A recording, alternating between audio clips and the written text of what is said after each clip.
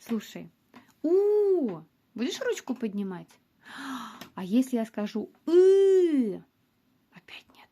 А если я скажу «а»? Эту букву. Да. Будешь ручку поднимать? Да. Поднимай тогда. Поднимай вверх. Правильно.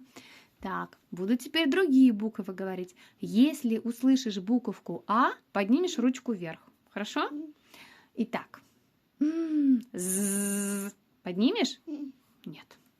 Д-д-д-д-д-д-д-д. Нет? Нет? Опять нет.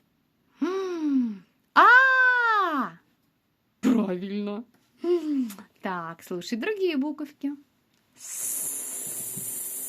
Поднимешь? Это что, буковка А?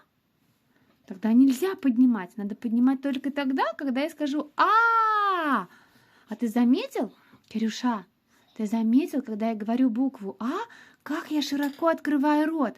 Покажи, как я широко открываю рот. Покажи. Вот так вот, да. Произнеси А. А теперь тихо произнеси. А теперь громко. Так, молодец. А теперь слушай внимательно. Ручку поднимаешь только тогда, когда скажу А. Хорошо? Поднимешь? Я! Поднимешь? Ну я же рот-то открыла. Будешь поднимать? Нет, потому что это я. Это не А. Так, слушай следующую. Опять нет? А я вроде рот открыла, а ты не поднимаешь, потому что это не А. А если я скажу А, будешь ручку поднимать вверх? Правильно, молодец.